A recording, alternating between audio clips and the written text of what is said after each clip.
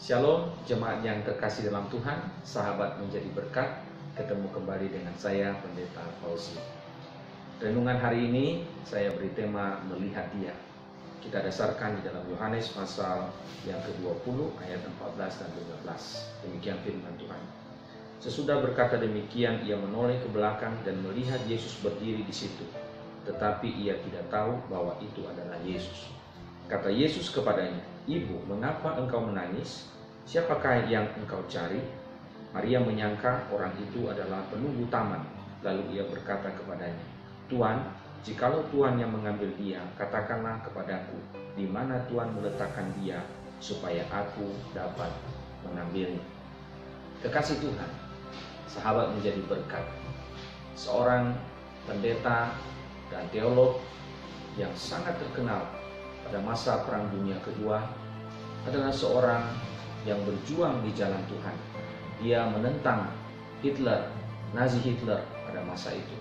Akibatnya dia dipenjarakan dan dia menderita selama 1,5 tahun berada dalam kamp konsentrasi Jerman pada waktu itu.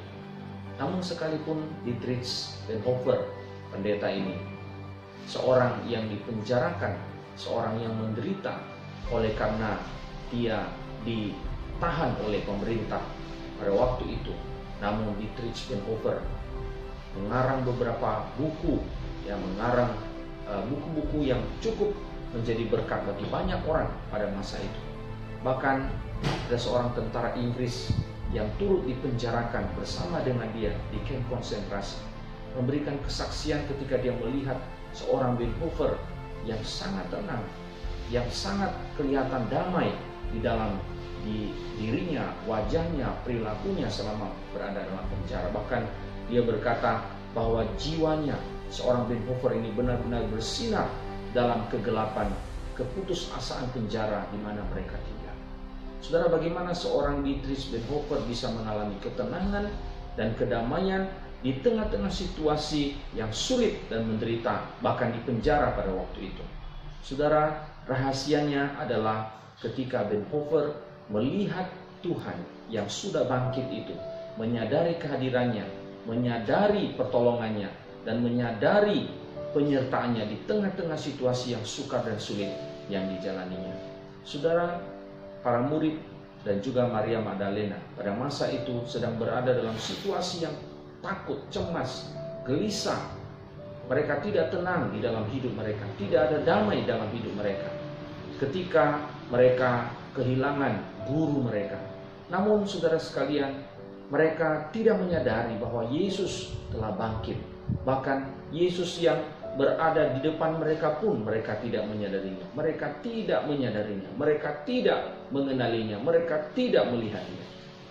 Saudara yang saya kasih dalam Tuhan, dalam hidup kita memerlukan anugerah Allah untuk melihat Allah di tengah-tengah kesusahan hidup kita. Kita menyadari kehadirannya, kita meyakini kehadirannya dalam setiap kemelut kehidupan kita, dalam setiap persoalan yang sedang kita alami dalam hidup ini. Biarlah mata kita terbuka untuk melihat, meyakini, menyadari, mempercayai Dia ada di dalam setiap persoalan hidup kita. Saudara yang saya kasih dalam Tuhan, kita mungkin seringkali mengatakan bagian ini.